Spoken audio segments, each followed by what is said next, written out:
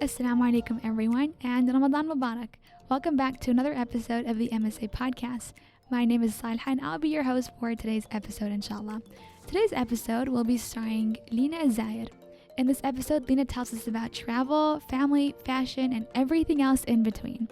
But first, a little bit about Leena.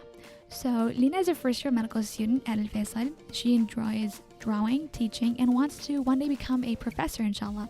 But most of all, she has an incredibly strong passion for traveling, as you'll find out about soon enough. Leena is currently the subhead of Delegate Affairs at the Al Faisal Model United Nations Club and has been heavily involved in the MUN since she was in high school, even traveling to multiple countries to attend different conferences for her MUN. But that's not all. Born into a family of travel enthusiasts, Leena has in fact been traveling since she was quite young and has been to over 20 countries.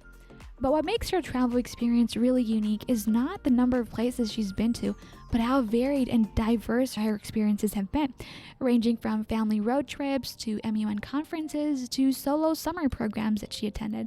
Leena has covered it all. I personally thoroughly enjoyed this episode, and I hope you do too.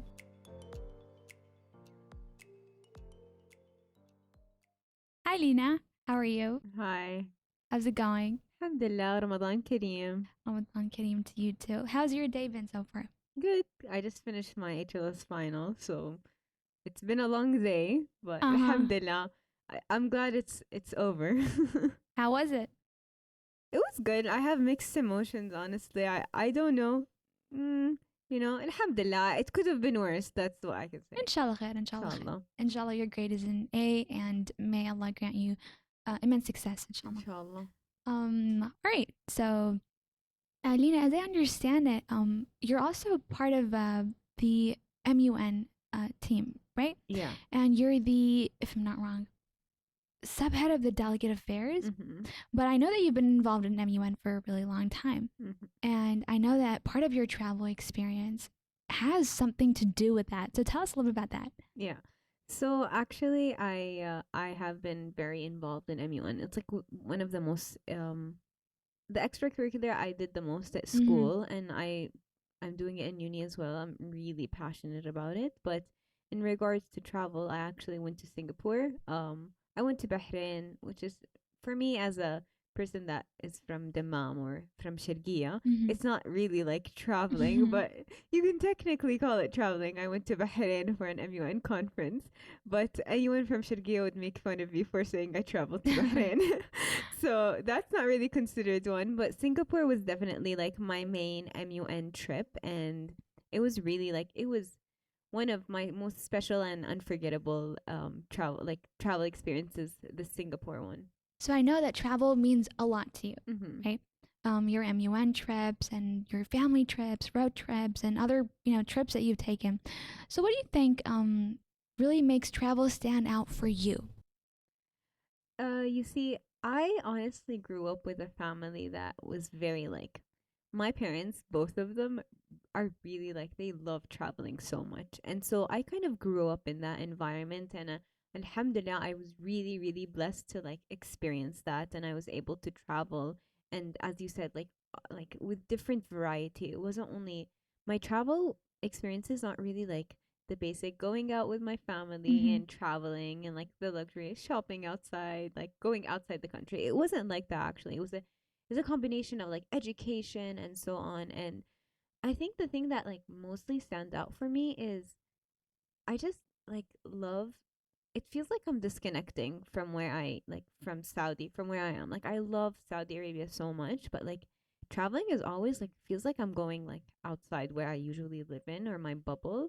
And I also really like seeing the like being outside the norm to a certain extent, because when you're outside like where you live in, everything is it's kind of different. So I feel like that's like the main thing. So what you're saying is you like the unfamiliarity of Yes. things. And I also think I also really like the feeling of being in an unfamiliar situation or something new. It's not really unfamiliar because I feel like unfamiliar can be like a negative connotation to it, where I feel like it's more of like a new experience, you know? So like a challenge, A kind challenge, of. yeah. All right, fair enough.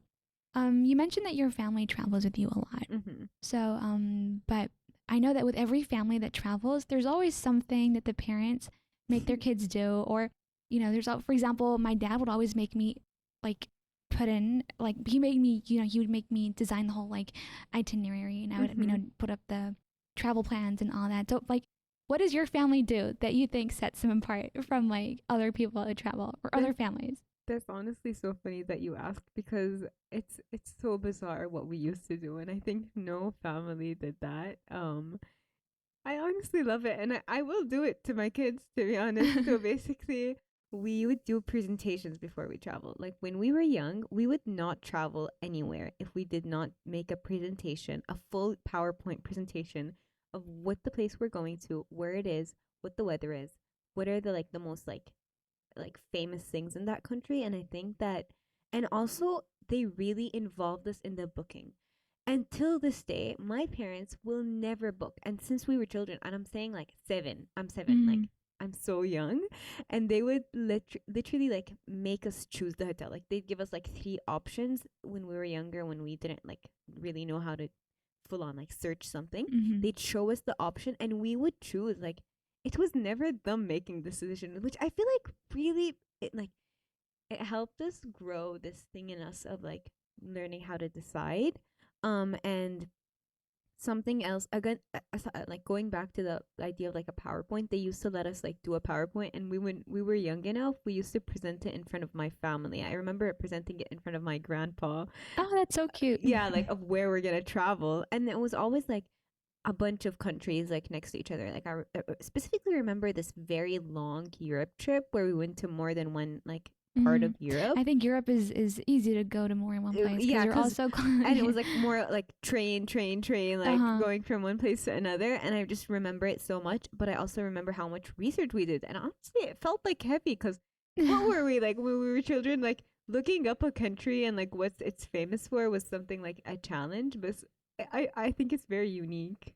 Did it help you like appreciate the place you were going to more? Yes, and actually that's something that I think is really important. I really think that it's so important to know where you're going. You Mm-hmm. know, just don't go blindly because then you don't enjoy it. Like, and I also think that knowing like what makes each country unique makes you remember it. If you don't know like what makes this country stand out from where you're going, like then what's the use, you know? That's true. Have your parents ever let you choose which country you're going to Oh, travel to? for sure. It's Oh like, yeah. yeah. I feel like we also really, my siblings and I are honestly really like, I feel like that's like every child, but you look up to your parents so much that Mm-hmm. like any decision they make, we think it's the ideal. And it, to a certain extent, it is. So I feel like when we were children, I don't remember like necessarily like the choice, but I always feel like it was something that like I immediately like agreed with. Like it wasn't something like I didn't want to go and like we were forced to know. Mm-hmm. But then when we were old enough, we 100% till this day, there's no way we decide like my dad, there's this Greece trip that he keeps on bringing up because once, like my sister, like mentioned it once that she wants to go to Greece, and every single time we mention travel, he's like, Lujane wants to go to Greece. Let's book a flight to Greece. And I'm like, Baba, it's summer. No one goes to Greece in the summer. We don't want to go to. And then he just keeps on mentioning it. And he really wants us to go to like every country that we want to go to. Alhamdulillah, it's like a Oh, that's sweet. blessing. Yeah. What country would you go to? Or what countries? No, wait, let me ask this. What countries have you been to that Oh. were your choice? Um, my choice, I think, I'm not really like a decisive person. I don't feel like I'm like, I really want to go somewhere. But I say my choice were the summer camps I went to. They weren't really choices, they were opportunities. Alhamdulillah, yani. They weren't really like, I want to go there, so I'm going to go, you know? I applied to a couple of programs and I got accepted. And I think one of the most special was going to Harvard, Mm-hmm. Boston.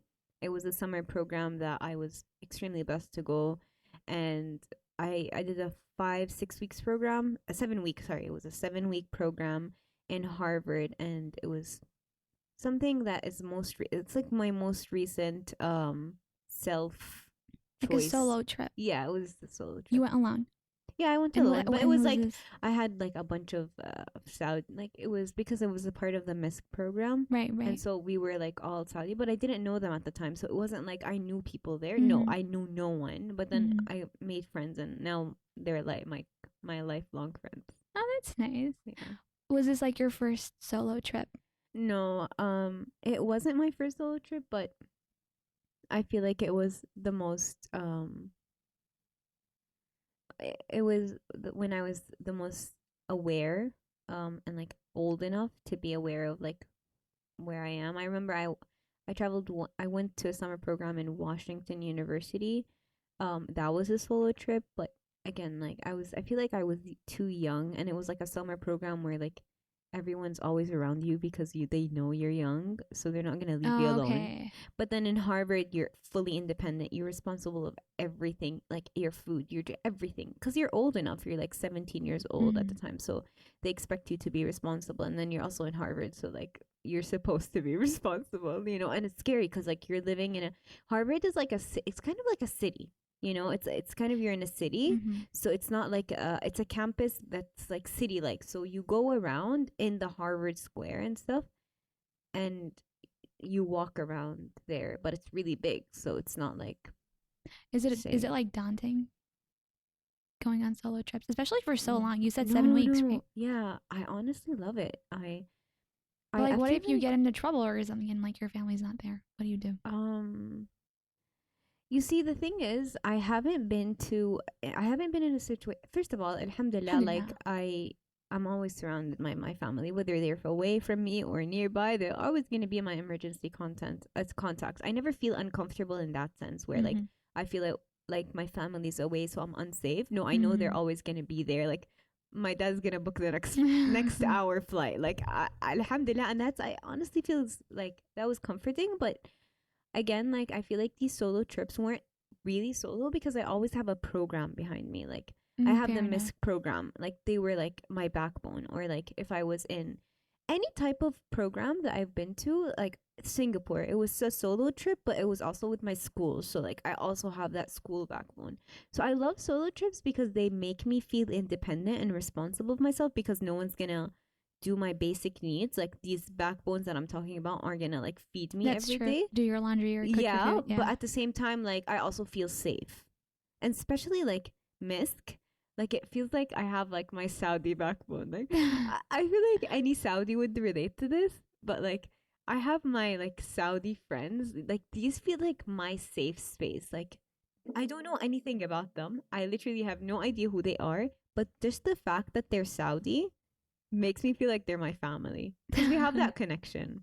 And you went with them to the Harvard program. Yeah, I didn't technically go with them. They were just there already. Like Oh, we all traveled. Some people were from Riyadh, some people from Jeddah, and so I don't know anyone, not even mm-hmm. like anything. So yeah, you have That's cool. Now you have a whole bunch of friends like all around Saudi, yes, basically. yeah, but it's also hard because everyone's far away. So out of all these trips that you've been on, I think you've been over 20 countries, mashallah. Which trip was your favorite?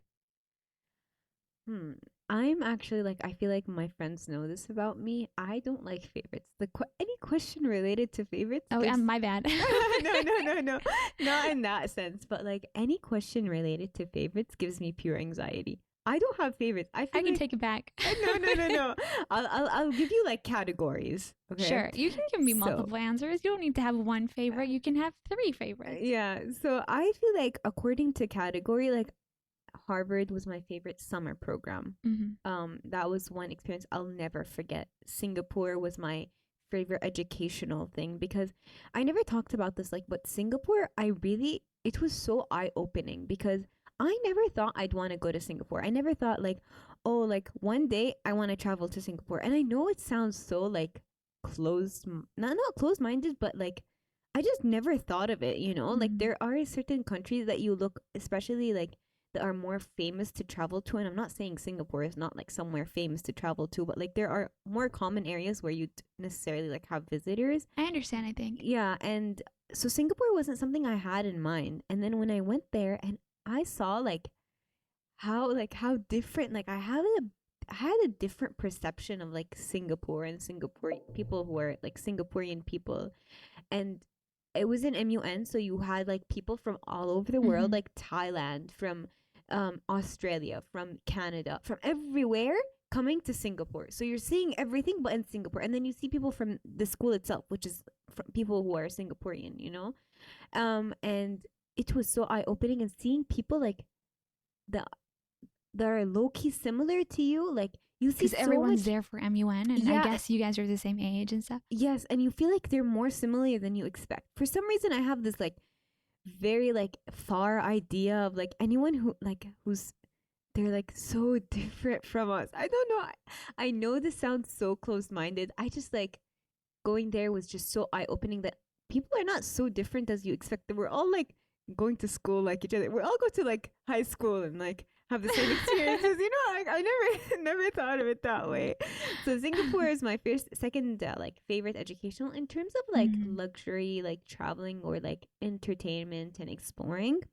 I think one of my favorites was traveling with my siblings. Right before COVID, actually, January Oh, no 2020. way. Close call.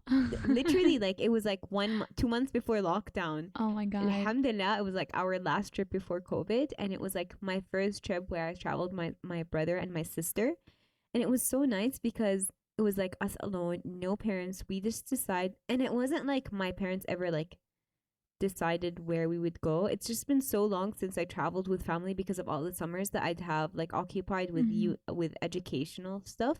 So I haven't traveled with family in long, and the last time I had traveled with my parents was like when we were young enough to go by the schedule that our parents put Right. for us, you know. So going there was so nice, and it was again like a relaxing, more of like chilling trip. It wasn't educational, which is what's most common for me.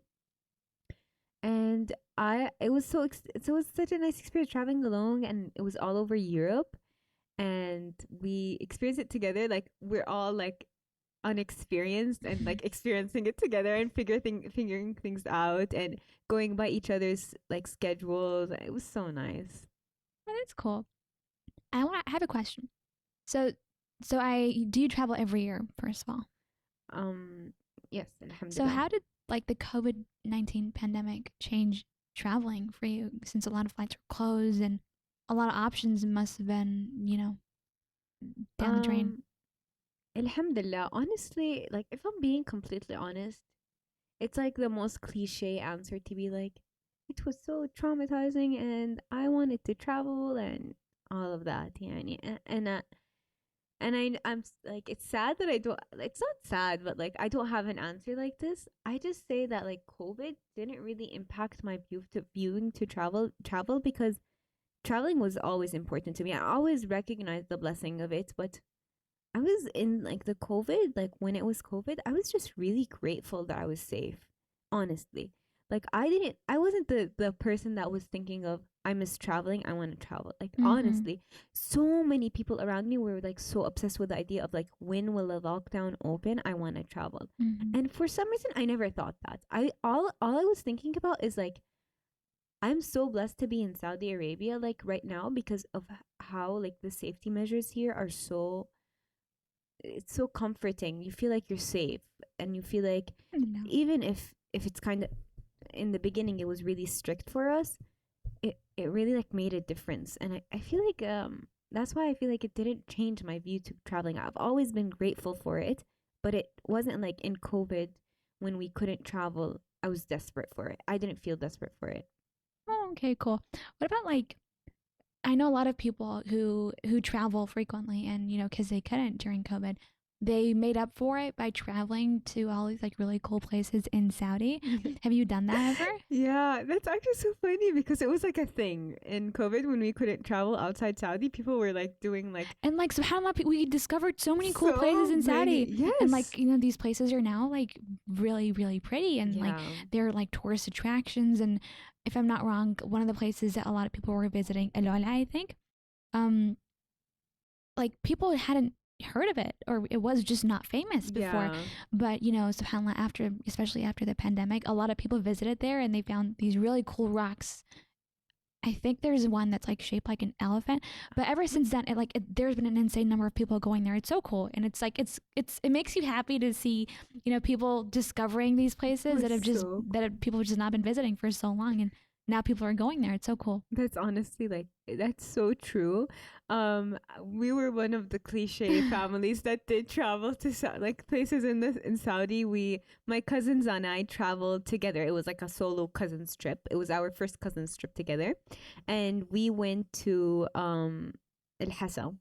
And I know it's not really traveling, like, and we're from Shagia, so it's like kind of a 2 hour drive. But I've never been to Hassa. I don't know. No, I have been, but I've never been like a tourist. And you know how Al Hassa, like, suddenly, like, it was like the biggest tourist. Like, I don't know if it was only like a Shargia people thing or. No, I had friends who went to Al Hassa too. Like, Like, yeah, a it lot of was people like did. the like the ultimate vibe, going to Al Hassa and like going to all the things there, and it was so nice. And I realized how beautiful it was. Like, it was even well organized. It wasn't like I was going and it felt messy and unorganized. No, there was so much to do and it was so clean and organized. And we went to this park, and I honestly don't recall the names of the place we went to, but like there was this beautiful, beautiful park that was like full of opportunities. We went to a boat ride on this lake, and it was so, and it wasn't like an actual lake. It was just like a part of the park, but Oh. so cool.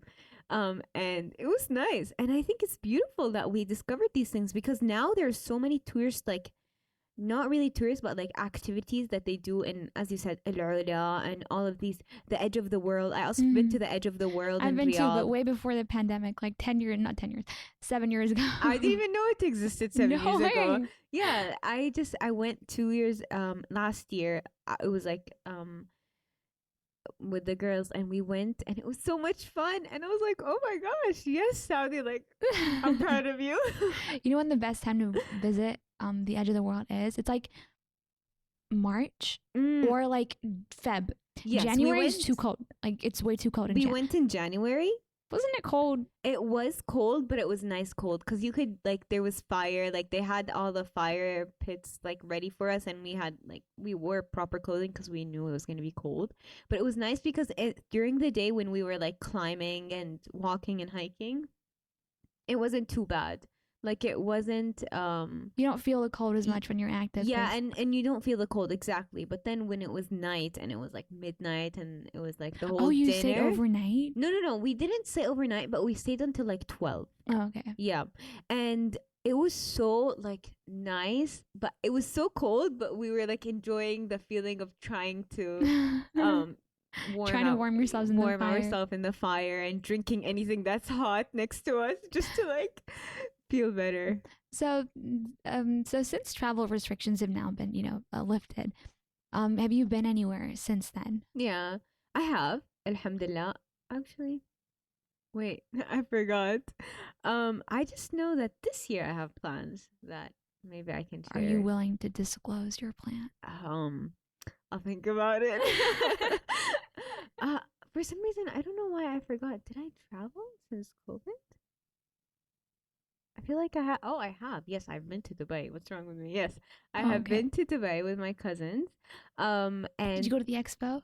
I went to the expo, the famous expo. I'm sorry to break it to you, but like it wasn't like for me. I know everyone likes it, and I don't want anyone to attack me for it. But for me, it was nice. It's beautiful. Like, it's so well organized. It's so clean. It's beautiful. But I was just not impressed by it. I felt like you found it underwhelming? Yeah, I felt like they would focus so much on like the beauty of Expo and like how it looked from the outside, and the buildings, and these extravagantly like beautiful architectural buildings, like so much work into them. But the content of Expo itself was weak to me. Like, I felt like they focused so much on the outside and how it looks from the outside, and they put those activities to attract tourists, which I think is smart. But then the part where you're learning about the country itself is not unique, because they had like a bunch of projectors projecting information about the country. So like, if you really in my opinion, if they really focus on like the more if they put more effort in like making it creative to teach people about these countries in each pavilion, it would be more aiding to the goal of Expo rather than just beautifying it. I think it's beautiful, and I'll never deny that, but I also feel like the goal of it, I think one of the goals of Expo is to attract a lot of tourists. Yeah. So they were, they hit that one. yeah, for sure. But it's beautiful. Like at the end of the day, they did their job. Like it did attract a lot of tourists. Like I know everyone's talking about Expo and it's like the thing in Dubai, but there are If the I'm not, things. I think it's over now. If I'm not wrong. Really? Yeah, I think it was over Oh. March 31st. If Hmm. I'm not, I think so. Yeah. Hmm. I mean, I could be wrong though, so Mhm. don't quote me on it. But I It's think not like yeah. I'll go again. So. Oh yeah, you didn't like it. But it was a nice. Like I'm glad I went and now I know how it is rather than just not going at all. I mean, it's all it all comes under the category of traveling experiences. Some of them you really love, and some of them you love not so much. Yeah, exactly.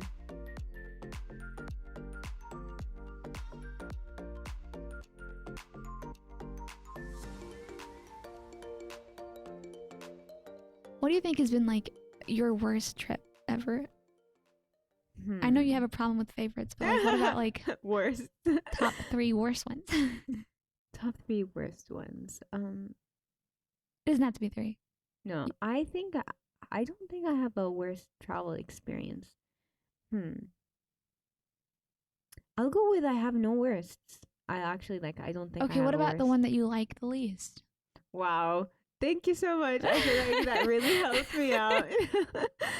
um, can you give me a second? Let me think of it. I can rephrase. What about like a trip maybe that you could have enjoyed more if you did something differently? Nice. I've been to Turkey a couple of times. I love Mhm. Turkey so much, Oh my god, me too. Love and Turkey. I love Turkey, and I'm like one of the cliche. I watch Turkish series girls, and I'm like the Can you cliche speak girl that Turkish? speaks Oh my Turkish. god. I don't I don't speak it fluently, but I can speak it pretty well, Mhm. yani. And so I'm one of those cliche girls that we know them.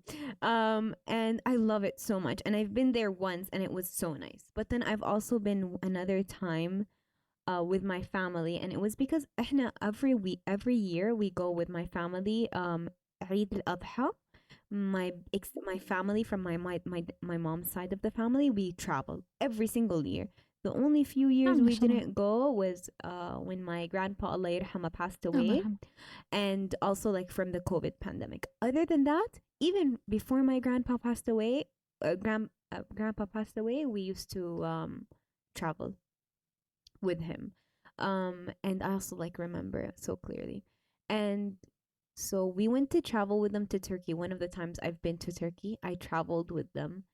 And because my family they were at the stage where there was a lot of kids.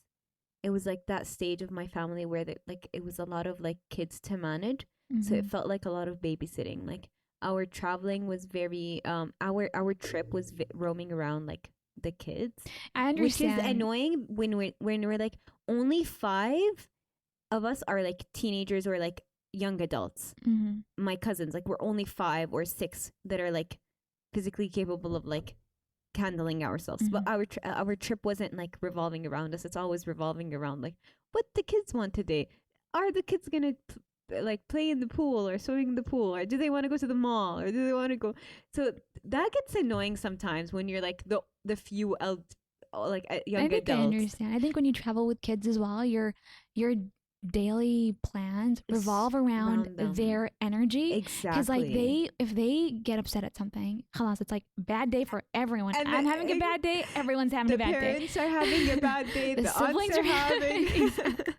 So it's like you really have to kind of I know that when my parents used to travel when my little siblings were really young, they would plan the day around their nap times. Yeah. Or oh my god, she has to be fed at this time. We need to be at a restaurant or Yeah. the hotel by this time so she gets fed or we're all gonna lose our minds. That's how it was. You see that I'm the youngest, okay? So I'm the baby of the family. So I don't know how to deal with kids.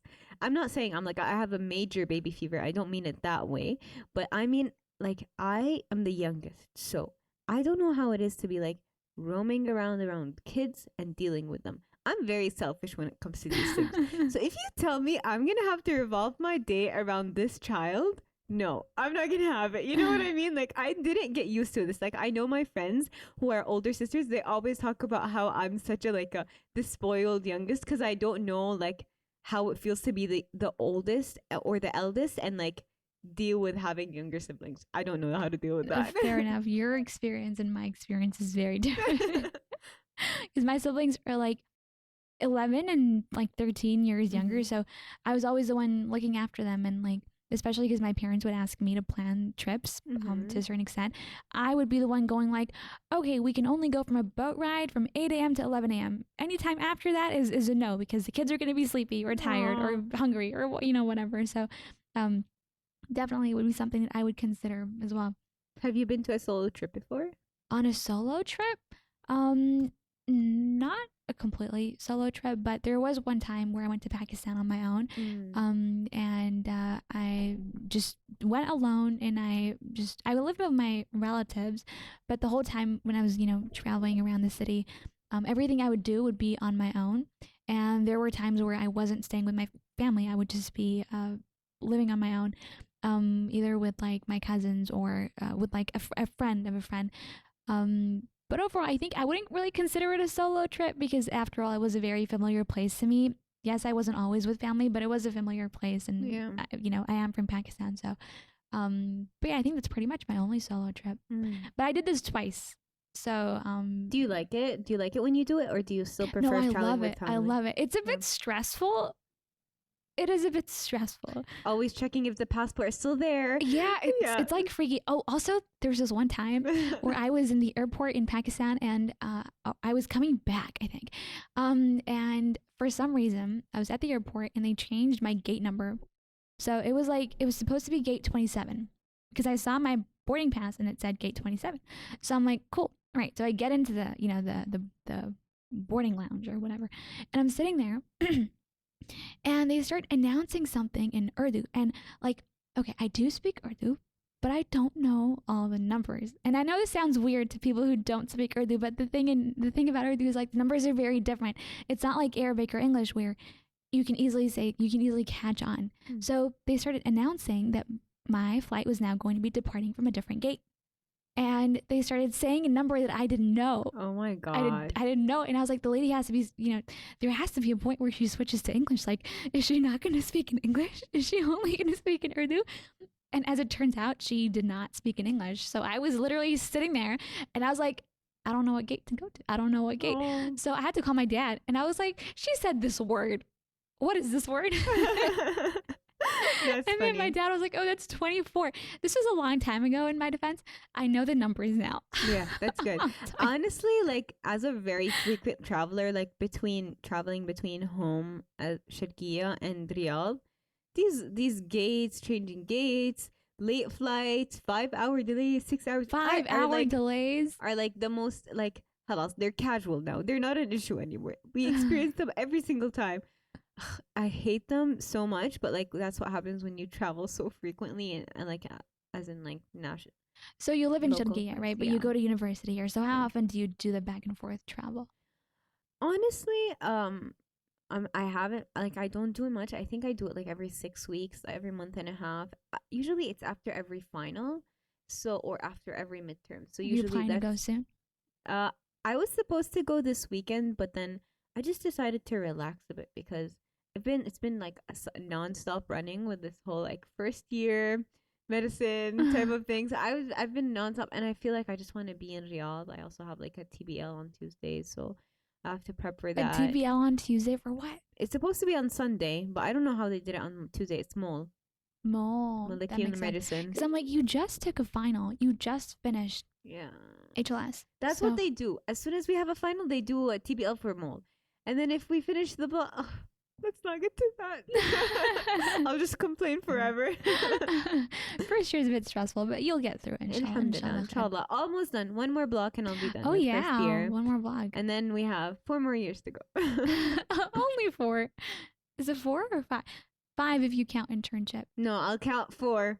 We'll do 4 as the goal. Okay, let's keep it to 4. All right, I have maybe an interesting or maybe a challenging question. What has been your most challenging experience when traveling? I feel like it's just the responsibility when you're traveling alone. So for me, it's like certain responsibilities that you just don't realize that your parents are doing for you the longest time. Like you don't think, oh, my bag is overweight. Now I have to go downstairs and like pay, I don't know how much US dollars to pay for my overweight. And then I remember once we were coming back from Harvard back to Mm-hmm. Saudi, and at the time, like I had already made friends, and so we were all tight. So I remember my bag was overweight. No, actually my bag wasn't overweight. It was overweight, but then the guy there was just like looked at me and was like, fine, like just don't pay, just leave, khalas. So alhamdulillah, this guy was nice to me and he didn't let me pay. And I actually like was ready to pay. I was like, khalas, I don't want to deal. I'm not gonna like do anything about it. I can't Mm-hmm. do anything about it. I have to like pay. And then alhamdulillah, he didn't let me pay. But then when we went inside, they were like, you only have one carry on. So I had my backpack and I had my backpack and I had my like rollers bag, like my mini Mm-hmm. roller bag. And they were like, no, you can't have your backpack or you can't have your rollers bag. So I ended up, it was so weird. I ended up taking everything out of my backpack, putting it in my friend's backpack.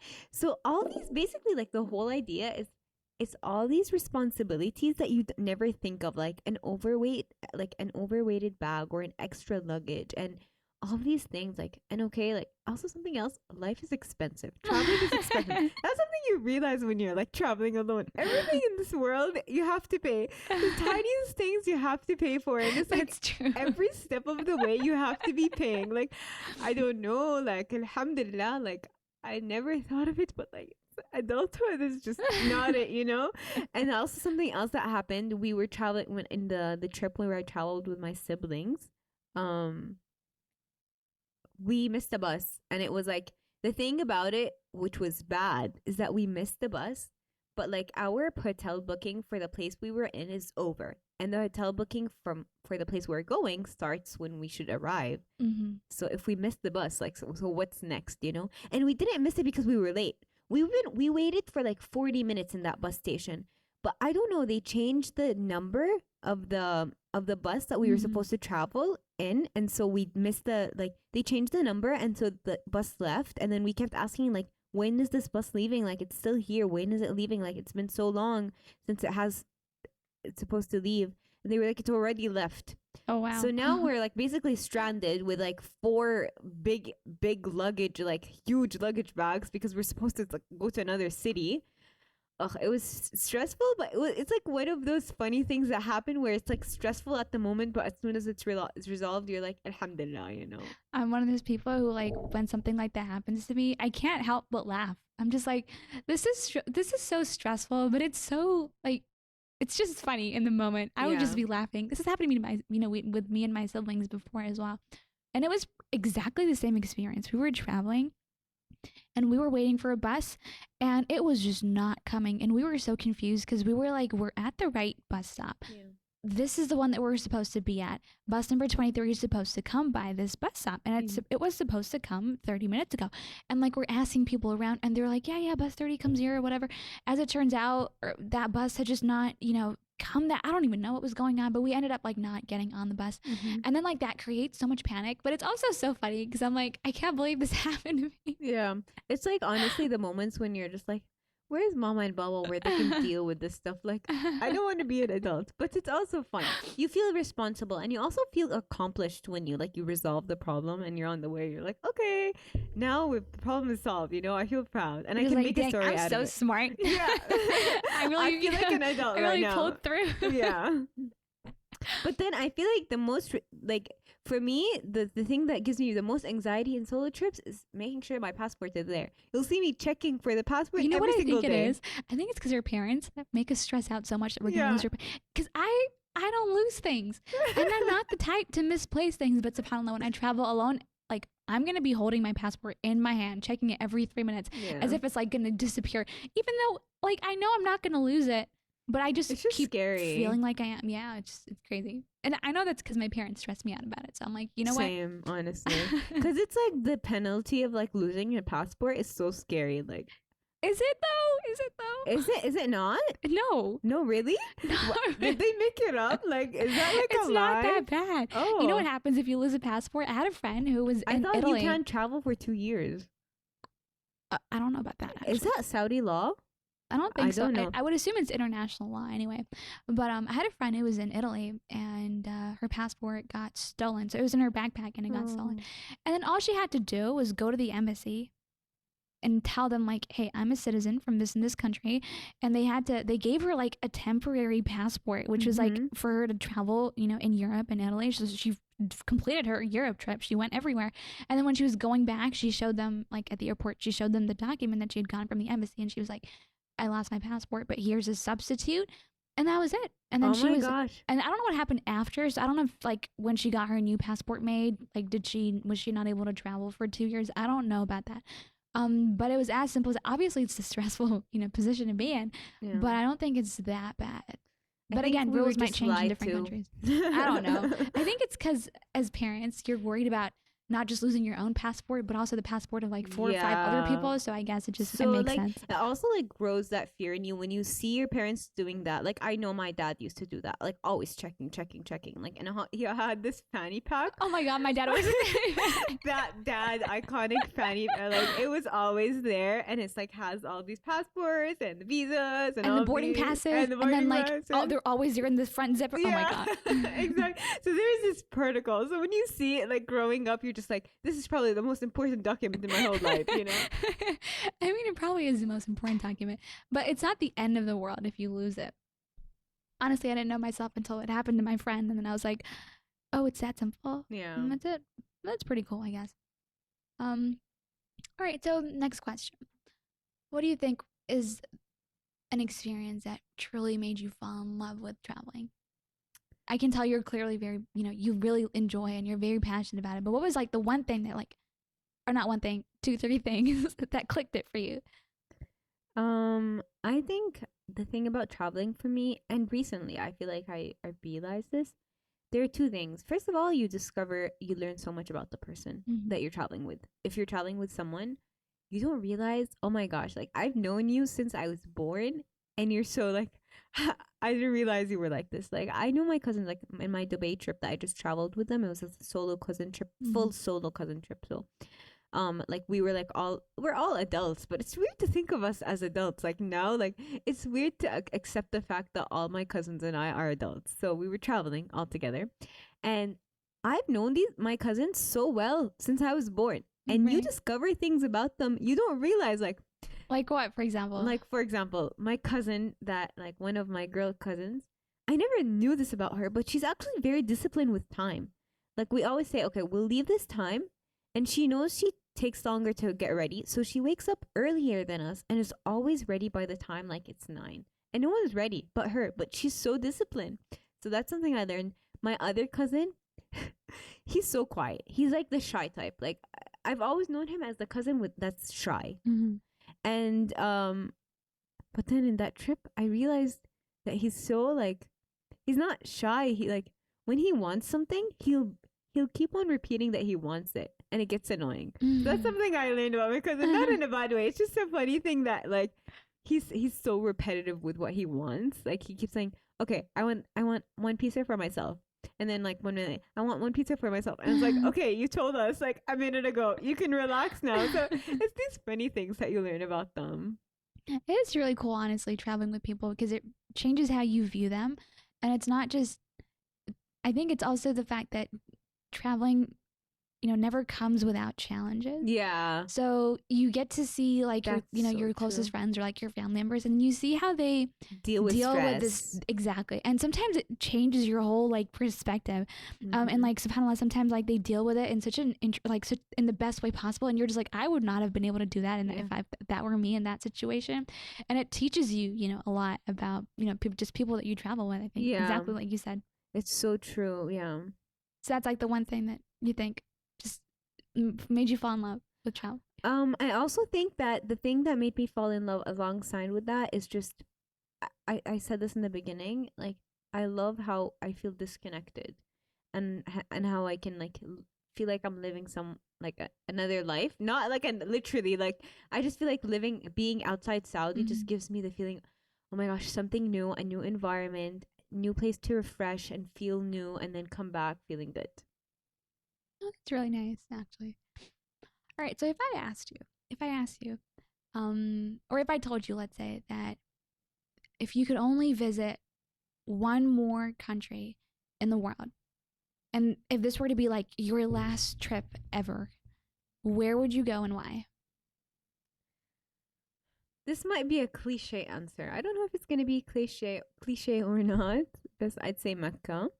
Um, يعني I think that's a great answer. because like obviously like if you travel like it's like the last place you travel like you don't want to go to somewhere that's like religiously like relevant or for me like I'm really passionate about this and I'm really like I feel like obviously want it to be the last place I go to. Like I don't want to go anywhere that like has beautiful scenery or anything. Like I'd want my last trip to be there. I need it to be there. Fair enough. I think I would probably give the same answer, or no, I think yeah, definitely. Yeah. All right. So if I were to ask you for like a couple of tips as a person who doesn't travel too much, so I don't travel very frequently. I do enjoy traveling, but I don't go on too many trips. What tips would you have for me, like if I'm going on like, say a solo trip for my next solo trip, some tips? I think the most important trip trip. I'm so involved in the topic. I'd say like knowing where you're gonna go. Like just don't go blindly. Maybe make a PowerPoint. Make a PowerPoint, yeah, of the weather and the geography. No, but really like just knowing where you're gonna go. What makes this place special? Like where do you want to go? Like what's so significant about this place that you want to see? So that it really like resonates to you. Like you're not just going to another country that has beautiful trees and a lake. No, like you're going to a place that has history, that has like I remember like part of these presentations like when I went to Europe, you know how Europe is very historically like it's so historically relevant.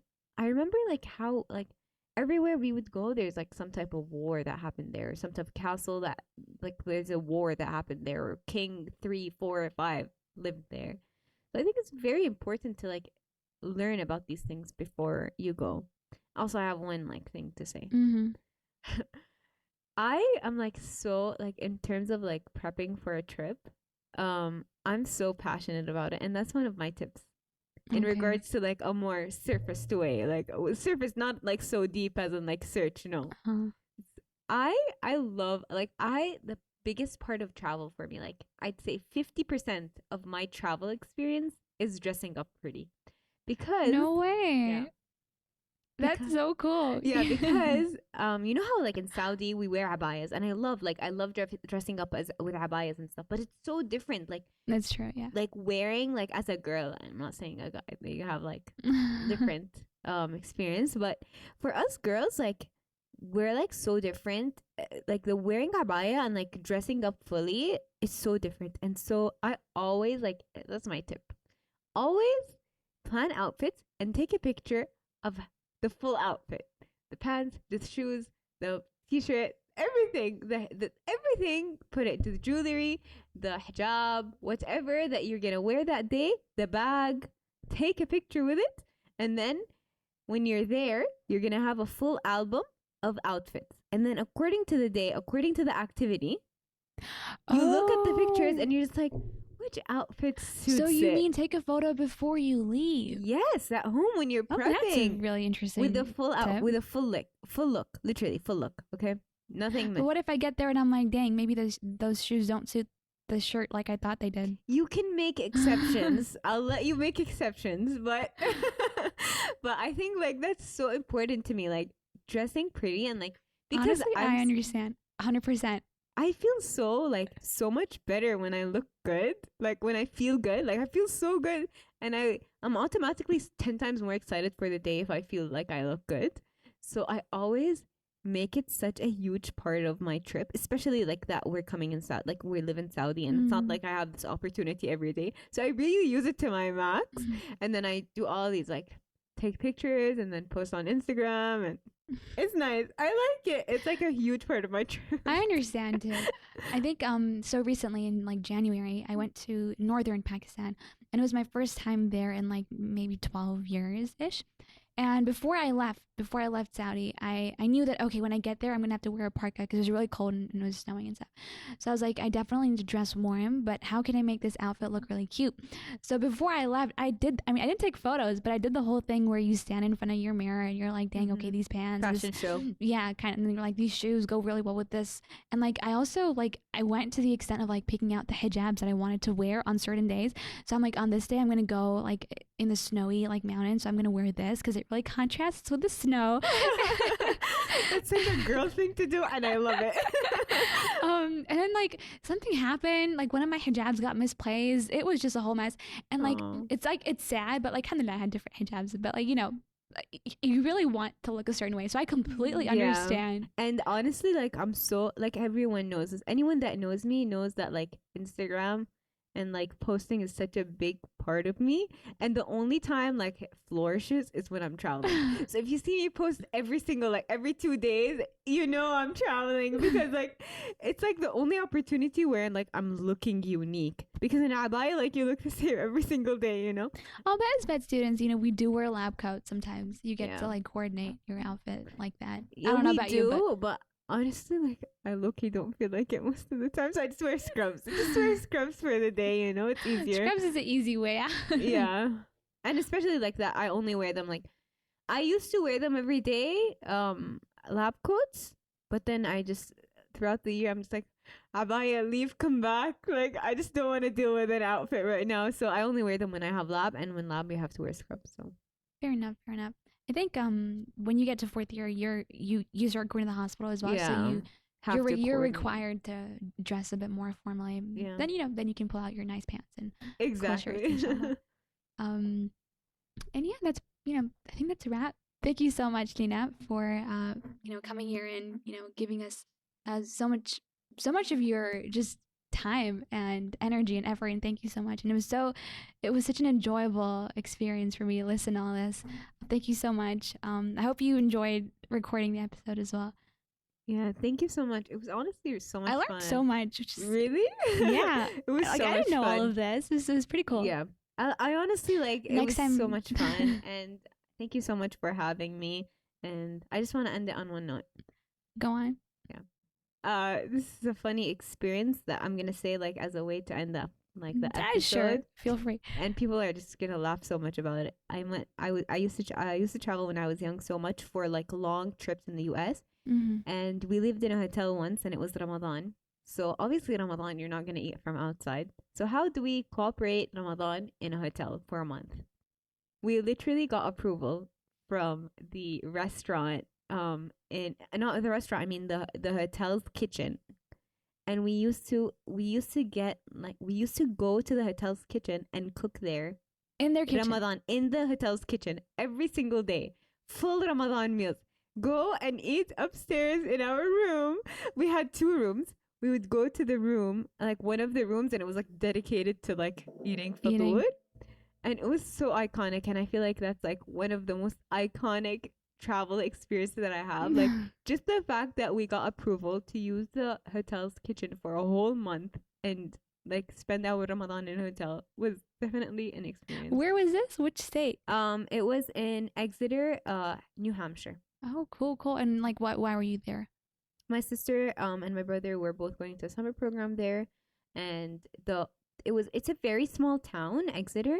It's extremely small, so there weren't like really lots of options for like living in an apartment and stuff. So we had to like the closest thing was a hotel. So you So decided to make it a We family lived in trip the kind of thing. Hilton, and we made Ramadan meals in the hotel's kitchen. And it was so fun. It was so fun. And cause no one there was Muslim, like, and it's a very like yeah, like non-Muslim. Wait, you got to dominant use their food. No, Like not their their resource, food. like their like no. I veggies think and stuff. no. We didn't use their Oh veggies no and way! stuff. So you no. bought your own stuff, We just bought use your our kitchen. stuff from That's the so cool. supermarket, and then use the kitchen, and then we use like their stuff like there. And I mean, why not? remember because we were so young, we loved the cookies, but we were fasting, and they always had cookies in the beginning of the day, like in the morning. They had a cookie, like cookies in the reception. In the beginning, I used to eat them every single day, but then when Ramadan came, I couldn't like eat them. Mm-hmm. So obviously I was young, and the receptionist felt so bad for me. They kept feeling so bad that the cookies were done by the time Fatur came, because Fatur is at 9 in Yeah. the US. So they used to make a fresh batch of cookies for me at 9 p.m. every single day. And they would like, he knows me, the receptionist, and he used to get me those that's cookies. so sweet. And I'd go down, as soon as I finished fatul, I'd go down and there's like fresh baked cookies. I can smell them. And it was like a thing. Because I was like the young child in the hotel, How the old were you? receptionist. I think I was going to 6th grade. Oh, so like 11, 10, Yeah. 11, 12 maybe. Yeah, but my sister was like 13, 14 at the time. Oh, okay, cool. Sounds really sweet. I think once you stay at a hotel for a really long time as a little kid, you grow on them a little bit. Yeah, exactly. And they're just like, oh my God, where is that kid? Thank you so much, Leena, for, taking the time out of your day, especially today. Today was a really long day for you. Thank you so much for, coming here and sharing your experiences with us. We're really grateful, and honestly, I think I learned a lot. I think the audience would probably agree with me as well. So I think I, speak for all of us when I say we'll definitely take your tips into consideration. I'm never gonna forget the PowerPoint, honestly. But that's just something that every parent should do, because it's just cool. It's just so cool. It's cool, It's and a cool it really idea. like grows like this thing in like Inspires your kids to like really learn more. To learn, and the importance of learning. Yeah, it's pretty cool. Thank you so much once again. Thank you so much. Have a good day. You too.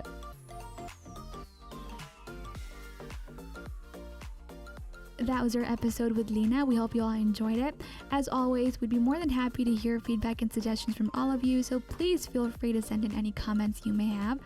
This episode would not have been possible without Leanne Alhabib as our scout and Abdul Baqtayan, our sound engineer. Once again, a big thank you to everyone who was involved, and have a good day.